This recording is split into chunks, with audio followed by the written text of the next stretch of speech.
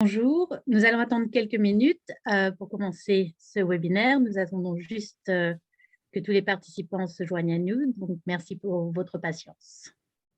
Merci à tous de nous avoir rejoints pour ce webinaire. Nous attendons juste quelques minutes pour que plus de participants nous rejoignent. Donc, je vous remercie pour votre patience.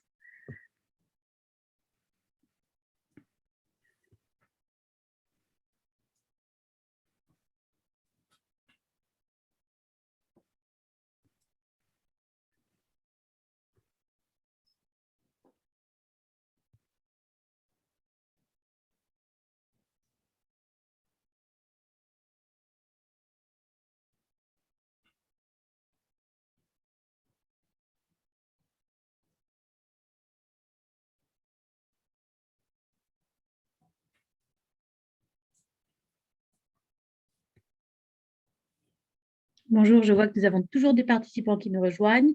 Je vais attendre encore une petite minute avant de commencer ce webinaire aujourd'hui.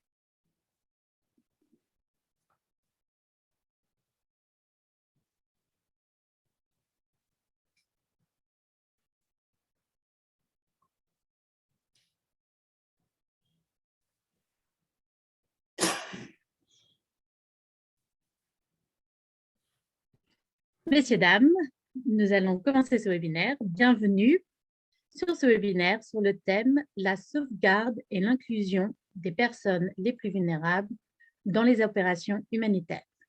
Ce webinaire est organisé par le Centre des ressources et supports. Mon nom est Dr Véronique Barbelé.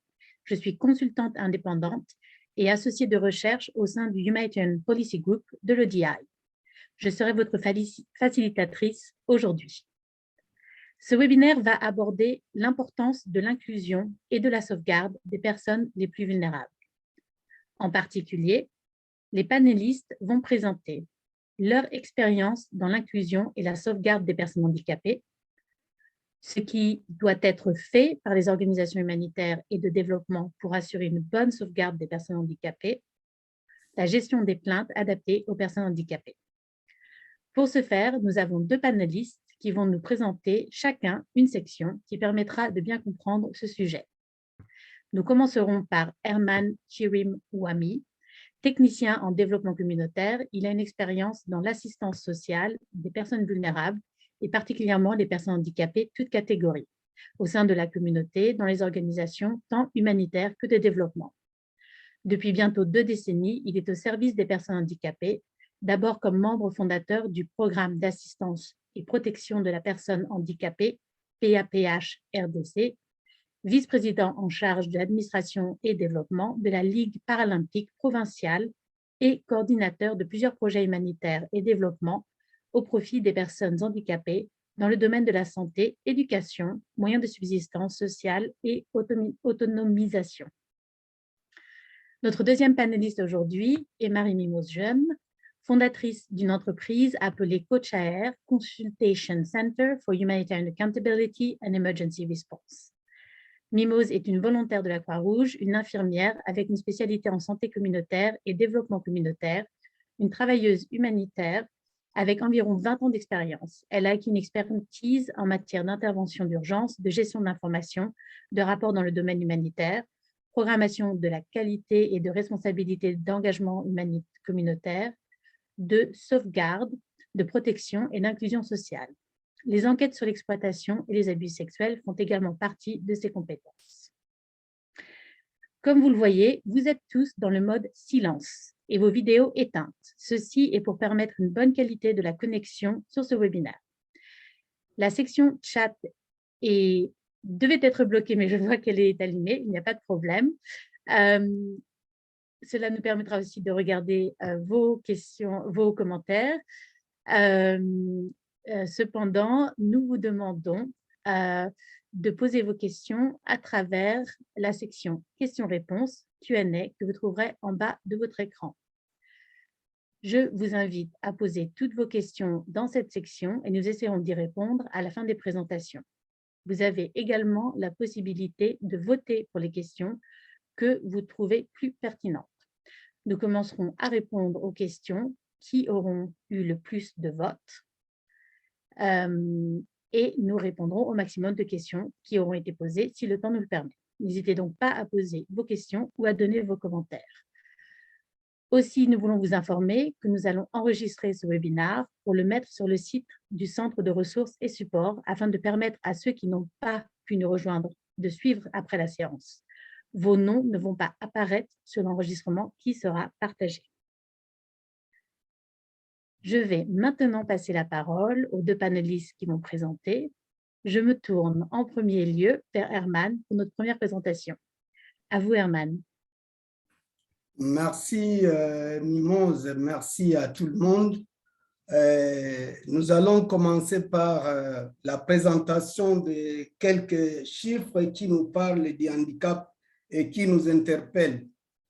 Et là, nous disons à tous les participants de reconnaître qu'il y a environ 15% de la population mondiale sont des personnes handicapées. Et d'après l'Organisation mondiale de la santé, ce chiffre est en augmentation suite à la croissance de la population, aux avancées médicales, au processus de vieillissement et aux guerres. Le PNID aussi nous donne 80% des personnes handicapées qui vivent dans les pays de développement. La Banque mondiale, à son tour, estime que 20% des personnes les plus pauvres sont handicapées et ont tendance à être considérées comme plus désavantagées par les membres de leur propre communauté. Les femmes et les filles handicapées sont particulièrement exposées à la maltraitance. Une modeste étude menée dans l'Orissa aux Indes en 2004 montre que presque toutes les femmes et filles handicapées étaient battues à domicile.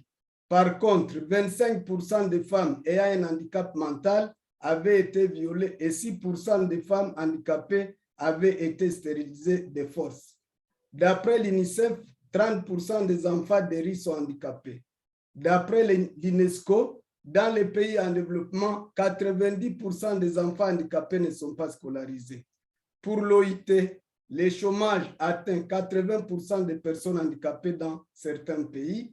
Les employeurs tiennent souvent pour acquis que les personnes handicapées sont incapables de travailler.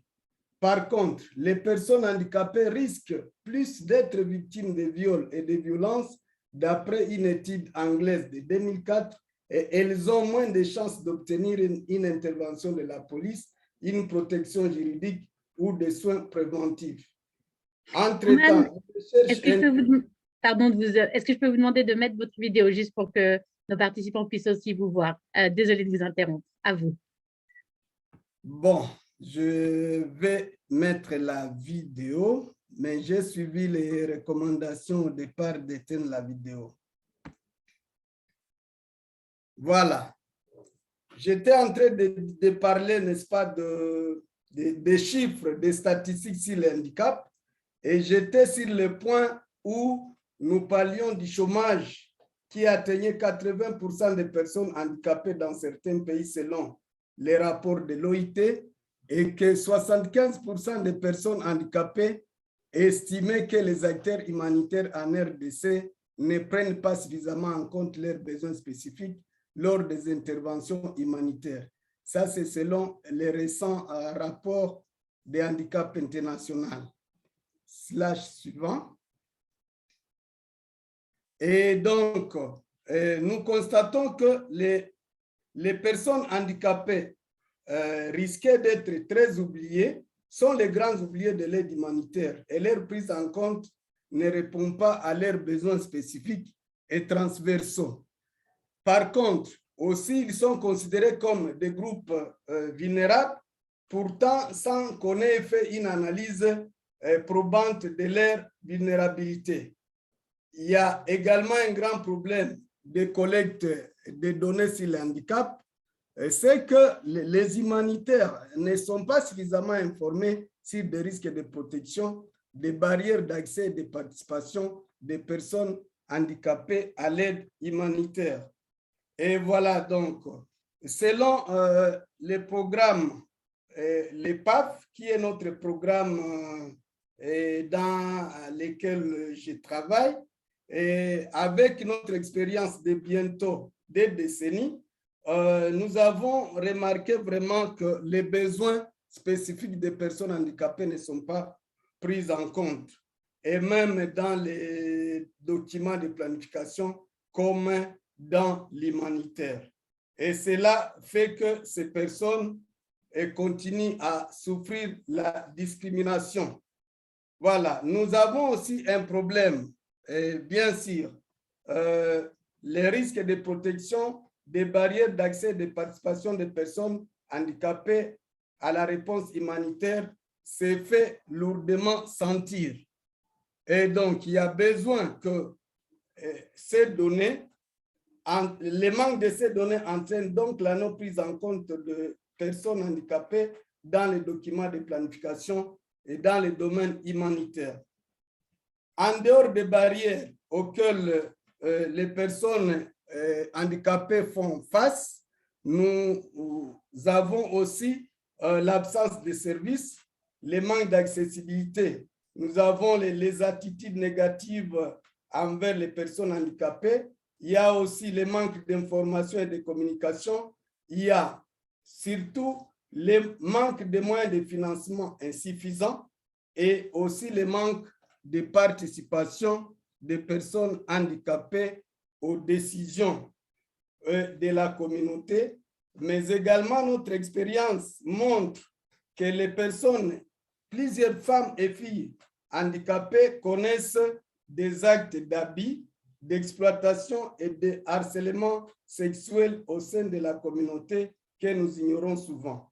Et plusieurs cas d'incidents de protection ou de sauvegarde de nos bénéficiaires sont suivis, ça c'est pour les comptes de notre organisation, sont suivis par des conseillers juridiques et d'autres sont référés aux autres organisations de protection et de prise en charge. Par contre, PAF travaille beaucoup aussi à la promotion des activités génératrices de revenus en faveur de ces membres dans le but de réduire les dépendances et promouvoir leur autonomie. Ainsi, plusieurs femmes, filles, hommes, garçons apprennent chaque année de la coupe-couture, de la cordonnerie, de la savonnerie, de l'art culinaire, la menuiserie, l'informatique. Des fois, ils reçoivent aussi des microcrédits pour exercer des petites activités génératives de revenus, notamment les petits commerces informels. Mais également, PAF travaille à l'éducation des enfants handicapés en soutenant leur scolarité jusqu'à un certain âge. Et grâce à notre programme d'éducation, plusieurs filles handicapées ont étudié et participent dans plusieurs réunions de clusters et d'autres raisons de lobbying et plaidoyer en faveur des droits des personnes handicapées. Alors, comment les organisations humanitaires, si on peut passer au slide suivant, comment les organisations humanitaires doivent se comporter pour assurer l'inclusion et la bonne sauvegarde au sein de leurs organisations. Et là, nous disons que pour faire participer les personnes handicapées à travers leurs organisations représentatives à toutes les étapes des projets humanitaires, en commençant par l'identification des besoins spécifiques, par la mise en œuvre, par l'évaluation et le suivi, pour bien comprendre les besoins spécifiques des personnes handicapées et de concevoir ainsi une planification inclusive afin d'encourager leur participation au processus de prise de décision, d'élaboration et de planification. Il faut aussi prendre en compte les handicaps dans l'évaluation rapide multisectorielle afin de faciliter l'identification des personnes handicapées et leurs besoins dès le départ de l'intervention humanitaire. Et là, alors, il faut veiller de manière particulière à l'accessibilité physique aux services, par exemple au niveau des camps et des communautés, avec une attention particulière aux points de distribution alimentaire, à l'eau, aux infrastructures sanitaires et d'hygiène, aux structures de santé, aux abris et aux infrastructures d'éducation. Mais également promouvoir la participation active des représentants des personnes handicapées aux réunions des clusters et renforcer la collecte inclusive des données en adaptant les outils de cartographie opérationnelle. Et là, on doit toujours se référer sur l'outil de Washington Group, qui est un outil adapté pour bien identifier les personnes handicapées. Et nous devons nous assurer à nos ressources humaines, financières et techniques adaptées et des financements dédiés avec des engagements financiers à long terme explicites, ainsi que des indicateurs permettant de mesurer les résultats de l'intervention humanitaire.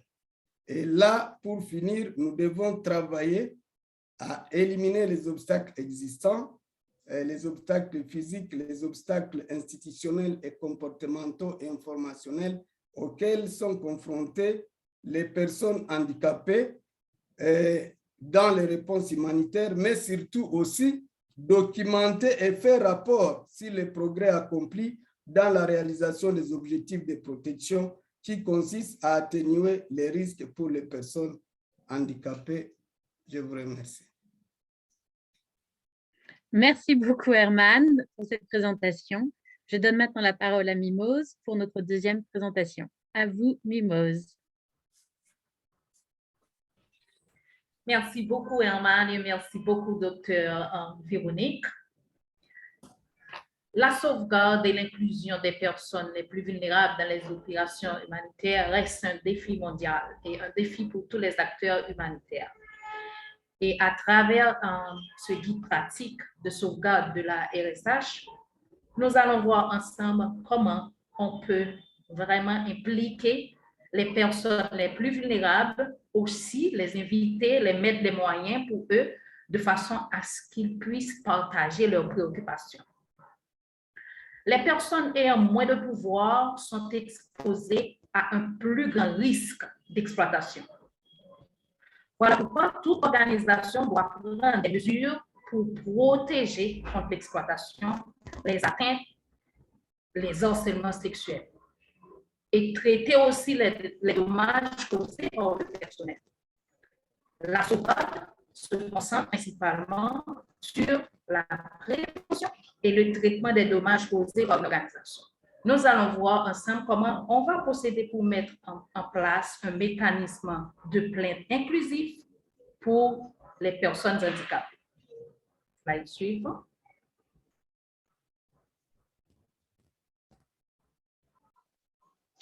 OK, nous étions arrivés au point focal. Nous sommes toujours dans les différentes étapes à suivre pour mettre en œuvre un mécanisme de plainte inclusif. Il est intéressant d'avoir un point focal. Et ce point focal, c'est lui qui sera responsable pour gérer toutes les doléances des personnes en situation de handicap. Le point focal doit organiser des réunions sur une base régulière avec les personnes handicapées. Et lors de ces rencontres,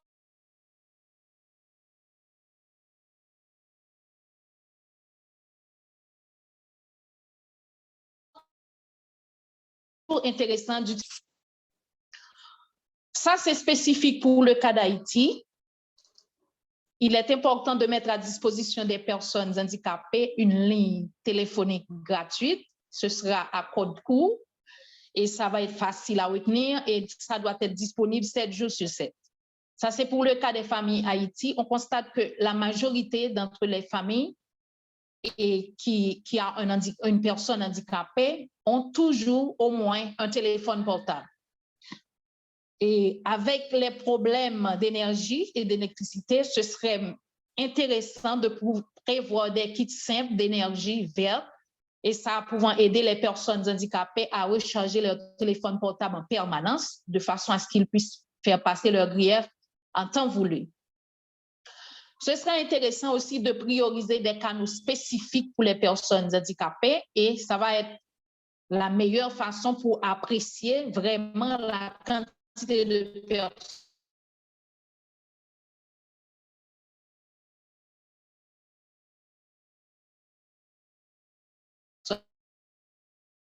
handicapées suivant leur sexe. Une base de données spécifique, cela va faciliter l'analyse des tendances et permettra d'apprécier les types de plaintes soulevées par cette catégorie. Slide suivant. Ça encore, c'est une donnée spécifique pour Haïti. Souvent, on dit que les femmes sont plus vulnérables, donc elles portent plainte beaucoup plus souvent, mais dans ce rapport interne d'une institution que je m'abstiens de préciser le nom, et ça, c'est un rapport annuel interne de mécanisme de plainte qui montre vraiment que les hommes ont plus tendance à porter plainte que les femmes. Slide suivant. D'accord. Maintenant, on va voir l'inclusion du handicap. Ça se fait en 3 étapes importantes. Il y a la sensibilisation au handicap, mise en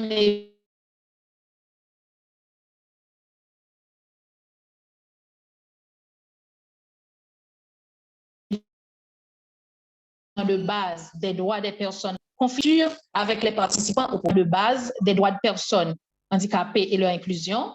Ce serait intéressant de poser ces questions. La politique de sauvegarde est-elle disponible dans des formats accessibles et des langues pertinentes? La politique de sauvegarde de votre institution et les autres documents organisationnels utilisent-ils des termes appropriés, non péjoratifs et évite-t-il les stéréotypes liés aux personnes handicapées? Votre politique de sauvegarde ou autre politique exige-t-elle que tout le personnel, y compris le personnel de sauvegarde, suive une formation sur les droits des personnes handicapées et l'inclusion de manière générale? Votre politique reconnaît-elle les risques accrus pour les personnes handicapées ainsi que pour d'autres groupes à risque dans votre contexte? Slide suivant. Votre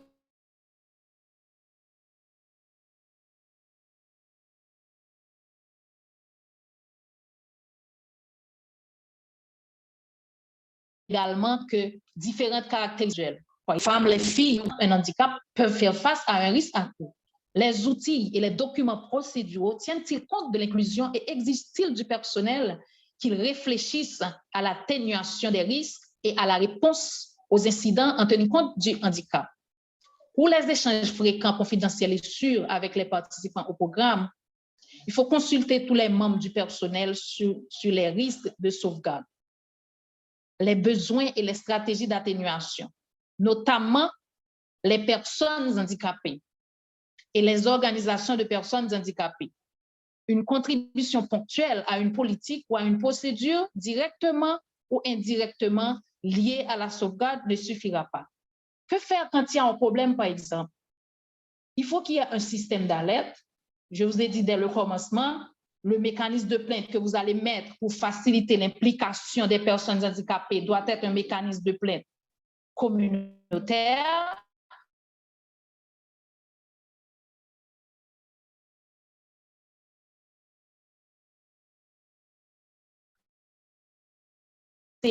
À la gestion des cas. Aussi, il faut s'assurer que et d'alerte, ça doit contribuer à aider le personnel à signaler ses préoccupations en matière de sauvegarde. Ça doit être accessible à tous et aussi, ça doit protéger les employés. Ils doivent se sentir confortables pour faire des signalements. Et notre dernier slide.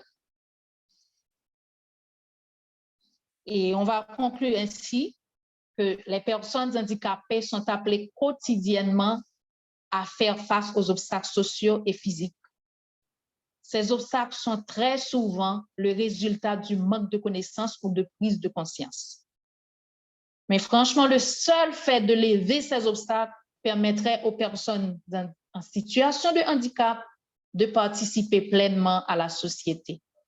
Merci beaucoup et 1000 excuses aussi pour le problème de connexion d'Internet. Merci beaucoup, Mimose, et merci pour avoir essayé tant bien que mal avec ces problèmes d'Internet. Maintenant, nous commençons une autre session de questions. Est-ce que je peux juste demander à Mimose et Herman de se mettre sur... Voilà. Par contre, n'hésitez pas à mettre vos caméras pour qu'on se voit tous. Voilà. Donc, merci beaucoup pour ces présentations et merci aux participants qui ont envoyé des questions. Juste un petit rappel, si vous avez une question, n'hésitez surtout pas à la mettre dans la section Q&A qui est en bas de votre écran. Vous pouvez mettre vos questions à ce niveau-là sur Zoom. Donc, nous avons plusieurs questions. J'ai vu que certaines personnes ont voté pour des questions, donc je me permets de commencer par ces questions qui ont eu des votes en plus. La première question est pour Mimose. Qu'est-ce qui expliquerait cette différence de tendance où les hommes portent plainte plus que les femmes? Je crois que c'est en rapport avec un de vos slides où vous avez montré les résultats d'une enquête. Voilà, je crois que c'est celui-là. Est-ce que vous savez pourquoi il y a cette tendance où les hommes portent plus plainte que les femmes? À vous, Mimose, pour cette question. OK, merci beaucoup, Dr. Véronique. Bon, toujours le problème de connexion. J'ai raté une partie, mais je vais essayer quand même de répondre. La question, c'était quoi? On a demandé pourquoi cette différence. Voilà, pourquoi cette différence entre hommes et femmes par rapport au taux de le pourcentage plus haut d'hommes qui portent plainte? OK, comme j'avais bien dit au départ, et c'est un cas spécifique pour Haïti. Et on se demande, est-ce que c'est parce que vraiment les hommes sont généralement les chefs de famille? Et quand il y a des préoccupations, on se dit peut-être qu'ils portent des préoccupations au nom de la famille. Donc, c'est ce qu'on a essayé de comprendre.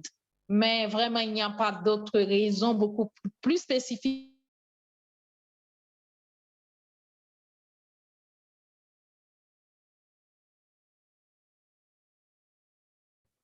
Ah, malheureusement, Mimose, on vous a perdu de nouveau. Expliquer cela. Oui, essayez de nouveau. Donc, vous avez dit qu'il n'y a pas d'autres raisons plus spécifiques que celle-là. Je crois que nous avons bien compris. Merci beaucoup, Mimose. La deuxième question qui a reçu beaucoup de votes, c'est une question, je pense que je vais orienter vers Herman. Pouvez-vous nous orienter ou nous soumettre un guide ou une question d'évaluation multisectorielle d'urgence humanitaire qui donne les détails par rapport aux besoins des personnes handicapées? Donc, je crois que la question, en gros, c'est est-ce que vous avez un exemple ou un guide que vous utilisez dans les évaluations multisectorielles d'urgence humanitaire qui permet de bien prendre en compte les besoins des personnes handicapées. Et je crois que nos participants aimeraient bien avoir ce lien, mais aussi si vous pouvez parler peut-être un petit peu de quelles sont les considérations à prendre lors des évaluations multisectorielles pour bien comprendre les besoins des personnes handicapées. À vous, Herman.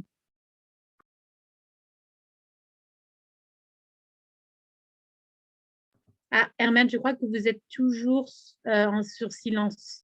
Est-ce que vous pouvez juste ouvrir votre micro? Mes excuses voilà, à vous. pour ces désagréments.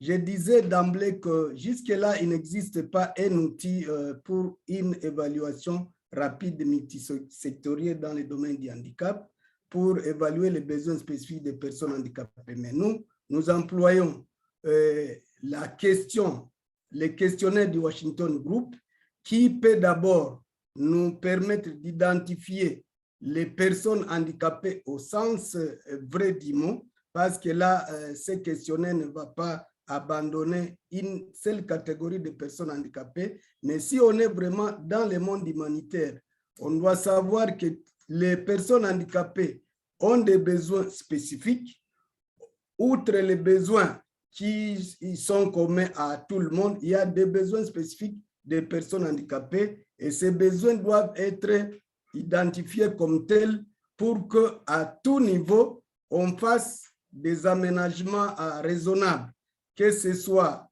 dans le domaine des barrières physiques ou environnementaux, que ce soit dans les barrières institutionnelles ou dans les barrières communicationnelles ou ainsi de suite. Donc, il y a ce niveau-là de différentes barrières pour lesquelles, lors de l'évaluation, les humanitaires ne tiennent pas compte de tous ces aspects-là. Par exemple, pour les sourds-muets, comment il faut communiquer avec les sourds-muets? Pour un aveugle, comment il faut communiquer avec lui? Tous ces éléments-là ne sont jamais pris en compte dans les évaluations rapides multisectorielles. C'est pourquoi nous avons pensé qu'il y a besoin que cet outil soit mis en place. Mais je pense qu'avec Handicap International, un partenaire avec qui on travaille, et si vous entrez dans les IAS, dans les documents IAS,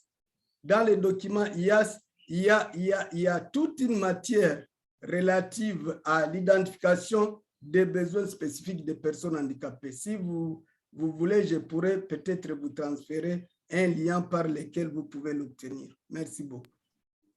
Merci beaucoup. Oui, si vous arrivez à mettre le lien sur le chat, ce serait bien. Sinon, il y aura en effet un email envoyé avec les présentations pour aujourd'hui et aussi l'enregistrement. Donc, voilà, très bien.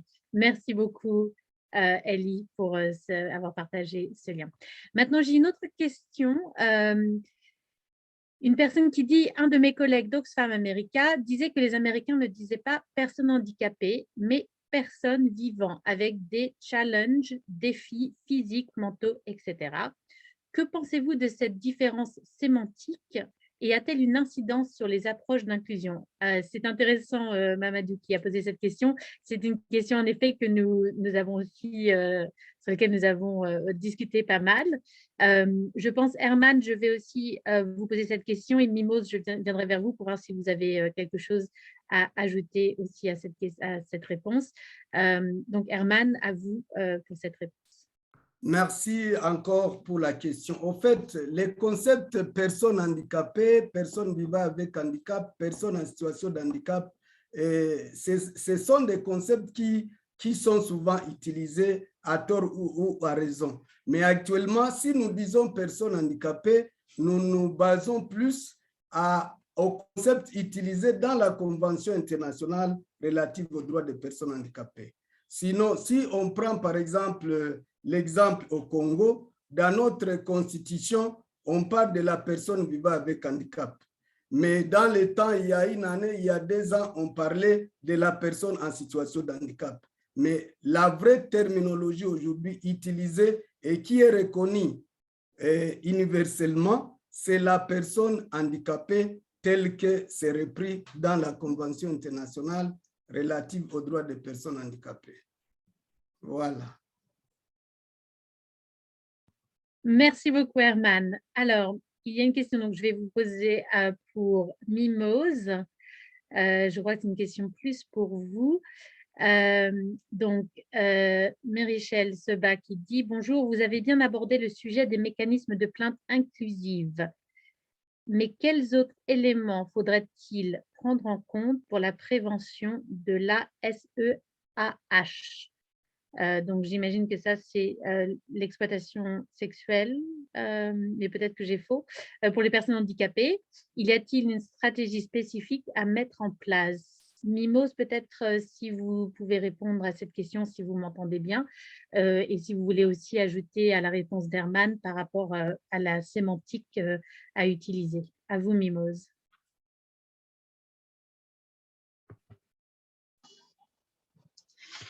Merci, docteur Véronique. Je ne sais pas si vous m'écoutez bien. Vous m'entendez bien? Oui. OK. Je n'ai pas vraiment grande chose à ajouter à la réponse de Herman. Mais les remarques, cette remarque, c'est assez pertinent et ça va dépendre du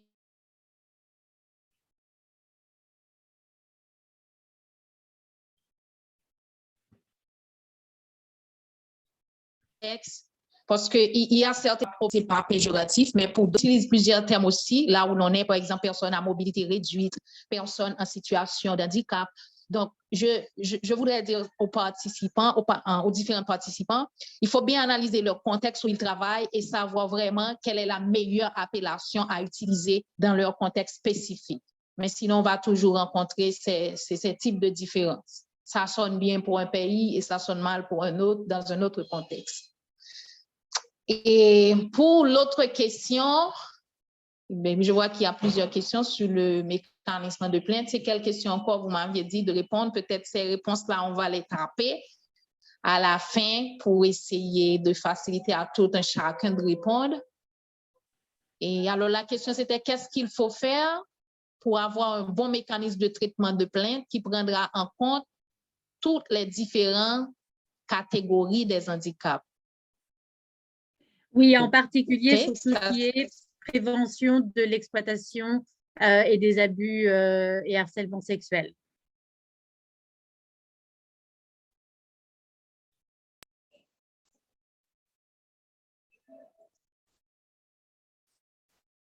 Oui, la connexion est partie. Alors,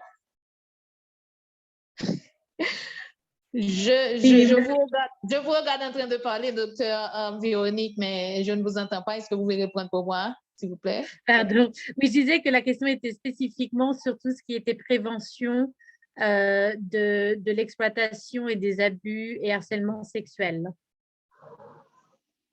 OK. Pratiquement, c'est toujours les mêmes étapes. Les mêmes étapes qu'on suit pour une personne qui est normale, qui n'est pas en situation de handicap. C'est toujours les mêmes stratégies qu'on utilise pour faire la prévention.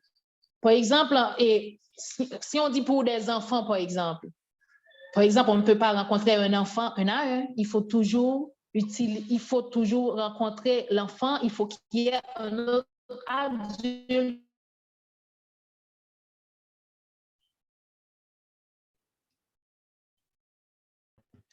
Mimose, malheureusement, on ne vous entend pas. Je vais aussi, personne des membres, soit des membres au niveau de la famille. Mauvaise connexion. Oui, Oh, oui, on vous entend mal, mais peut-être essayer encore un tout petit peu. Eh bien, comme promis, ce que on va peut-être faire, c'est écrire les réponses pour les participants parce que la connexion, vraiment, ça ne passe pas. Quand vous parlez, je n'entends pas. Et aussi, ça coupe de temps à autre quand je parle. Donc, en nous promettant aux participants d'écrire les réponses et ils peuvent trouver ça après. D'accord, merci beaucoup. Ce sont des questions assez pertinentes. Merci. Et puis, désolée aussi pour cette mauvaise connexion. Oui, mais bon, c'est aussi bien de vous avoir avec nous. Donc, je vais poser peut-être plus donc, les questions à Herman, puisque la connexion avec Herman est un peu meilleure. Donc, nous avons une question. Y a-t-il des risques de stigmatisation lorsque les besoins de personnes en situation de handicap sont pris et gérés de façon isolée? Herman, à vous pour cette question. Bon, en fait, peut-être les camarades qui a posé cette question n'a jamais intervenu pour les personnes handicapées. Les besoins des personnes handicapées sont les besoins de toutes les autres personnes. Cependant, les besoins spécifiques de la personne handicapée doivent également être pris de manière isolée. Je dis bien les besoins spécifiques parce que ce n'est pas un besoin commun à tout le monde. Je prends l'exemple d'une toilette, une toilette adaptée. Si on doit faire une toilette pour tout le monde, il faut qu'on pense aussi à faire une toilette adaptée pour la personne handicapée. Et donc, prendre un besoin spécifique pour la personne handicapée ne serait pas stigmatiser cette personne parce que les autres besoins de la personne auront été résolus au même point d'égalité que le reste de la communauté. Voilà. Je ne sais pas si cette question répond de manière satisfaisante à la personne qui l'a posée. Merci Herman. Et si cette personne a des questions à suivre, n'hésitez surtout pas à les mettre dans la boîte à questions. Alors, nous avons aussi une question par rapport à l'insertion socio-économique. Il y a des actions intéressantes adressées aux personnes en situation de handicap pour leur insertion socio-économique. Quels sont les mécanismes de durabilité intégrés aux différents projets? Merci. Herman, je ne sais pas si vous voulez ajouter quelque chose à cette question. Oui, exactement, parce que nous faisons des activités de réinsertion économique aux personnes handicapées pour leur autonomisation. Au fait, le problème de la personne handicapée, c'est d'abord le manque de moyens. Si la personne handicapée a des ressources, son handicap peut être un peu allégé. C'est pourquoi nous travaillons beaucoup aux activités d'autonomisation des personnes handicapées. Et pour les rendre plus pérennes, nous devons d'abord responsabiliser la personne handicapée elle-même. Il faut qu'elle comprenne qu'elle doit assurer sa prise en charge, en dehors de ce que la communauté peut lui apporter comme assistance. Nous avons des exemples de personnes handicapées battantes qui ont fait l'exemple et qui aujourd'hui sont mieux lotis dans la communauté parce qu'elles ont compris. Et puis, on doit aussi voir la personne à quelle capacité pour pouvoir entreprendre une activité socio-économique. Parce que la difficulté des personnes handicapées, c'est que la majorité, pour les cas de notre pays, n'ont pas un niveau requis pour exercer une activité socio-économique. Le manque, par exemple, d'éducation fait que ces personnes peuvent toujours souhaiter quémander pour la survie. Mais nous avons pensé aussi qu'il y a lieu de renforcer leurs capacités en termes d'apprentissage des métiers, parce qu'au moins quand on a appris un métier, peu importe son niveau d'instruction, on peut toujours, si on l'exerce de manière efficace, on peut finir par répondre aux différents besoins qui sont des fois difficiles à combler dans les cas où on doit toujours attendre de l'assistance d'une autre personne. Et donc, l'exercice d'une activité socio-économique est vraiment salutaire pour permettre à la personne handicapée d'être autonome dans la communauté. Merci beaucoup, Herman, pour ces réponses. Et merci aussi à Mimos, qui, je crois, est en train de taper des réponses en même temps. Merci beaucoup de votre flexibilité. Nous avons une question assez intéressante.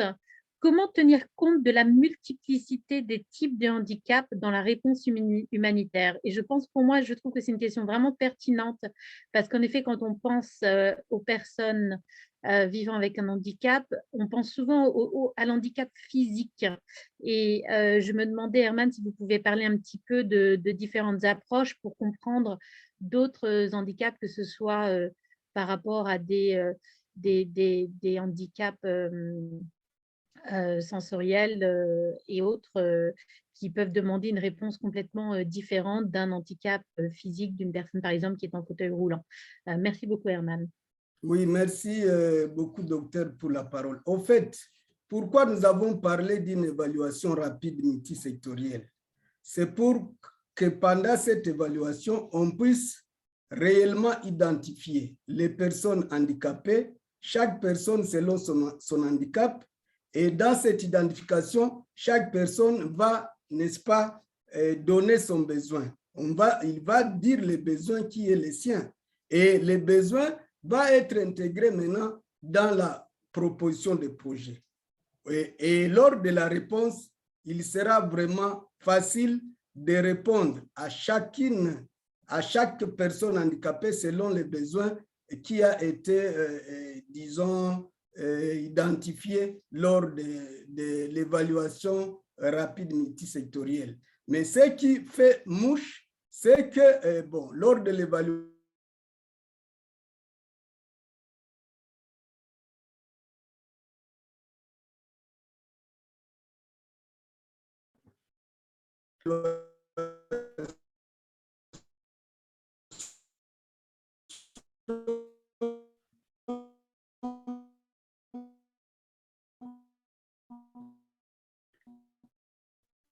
Je crois que nous avons un problème aussi avec la connexion de Herman. L'intervention n'est pas toujours bonne. Et donc, il faut toujours intégrer les personnes handicapées dans l'évaluation et leurs organisations représentatives. Et là, on saura vraiment répondre aux besoins spécifiques de chaque catégorie d'handicap. Voilà. Merci beaucoup, Herman, pour cette réponse. On a eu un tout petit problème de connexion, mais je crois qu'on vous a bien entendu. Une autre question assez intéressante. Est-ce que la présence d'associations de personnes en situation de handicap n'est pas un frein à l'inclusion? Alors, c'est intéressant parce que je pense qu'au contraire, les personnes qui travaillent sur justement l'inclusion des personnes handicapées pensent souvent que ces associations font partie de la solution. Herman, quel est votre avis là-dessus? Oui, merci, docteur. Au fait, il y a un adage qui dit, si vous faites quelque chose pour moi sans moi, vous la faites contre moi. Et donc, le fait de ne pas impliquer les personnes handicapées et leurs organisations est un grand frein de participation des personnes handicapées aux activités ou aux actions humanitaires. Donc, j'insiste encore pour dire que c'est vraiment impérieux d'impliquer les personnes handicapées depuis l'identification et en passant par les activités, la mise en œuvre, le suivi et l'évaluation. Et dans ces cas, les humanitaires verront que les personnes handicapées et leurs organisations ne peuvent aucunement constituer un frein pour, disons, pour la participation significative des personnes handicapées aux actions humanitaires. Merci beaucoup, Herman. Alors, je sais que nous avons quelques autres questions qui nous restent sur les mécanismes de plainte et sur la sauvegarde. Ces questions-là auront une réponse donc, par écrit de la part de Mimose. Nous avons aussi un commentaire peut-être qui était aussi un peu une question, mais que je me permets de lire maintenant, mais malheureusement, nous sommes un peu court dans le temps, mais une personne qui disait, est-ce que la stigmatisation de la personne handicapée n'est pas conditionnée par l'incompréhension de la langue des signes, etc., et la famille, voire de la personne handicapée elle-même. Donc ça, c'était un commentaire que je trouvais intéressant juste à lire. Mais nous voici donc maintenant déjà à la fin de ce webinaire.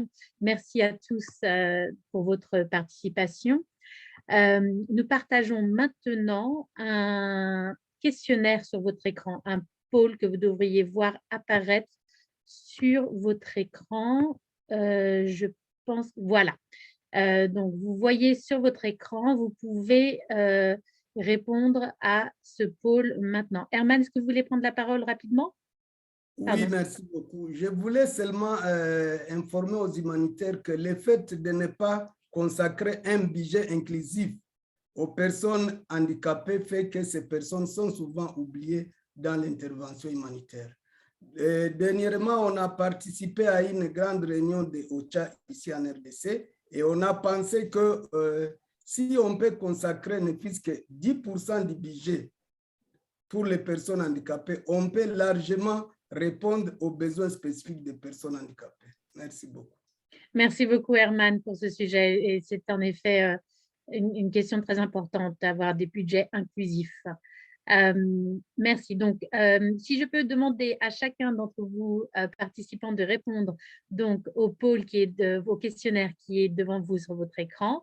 Cela nous permet d'améliorer nos services et de préparer des séances et des webinaires qui seront réellement d'intérêt pour vous. En septembre, il y aura sûrement un podcast dont le sujet reste à confirmer et le prochain webinaire sera en janvier, si je ne me trompe pas.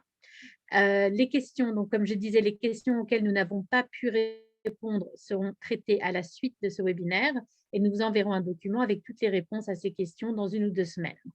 Je voudrais bien sûr remercier Marie-Mimose Jeanne et Herman Chirimwami pour leur présentation et leurs réponses aux questions posées. Je remercie également chacun d'entre vous pour votre participation et pour vos questions pertinentes que vous avez posées. Nous allons aussi partager avec vous l'enregistrement de ce webinaire, les présentations qui ont été faites, ainsi que d'autres ressources utiles dans ce domaine. Si vous voulez rester connecté avec le Centre des ressources et supports, veuillez souscrire à notre journal, notre newsletter. Je crois que quelqu'un va peut-être mettre le lien sur le chat. Sinon, vous pouvez aussi trouver le lien pour vous inscrire sur le site Internet du Centre des ressources et supports. Une fois de plus, je vous remercie pour votre participation et j'espère vous revoir très bientôt dans notre prochain webinaire. Merci, au revoir. Merci.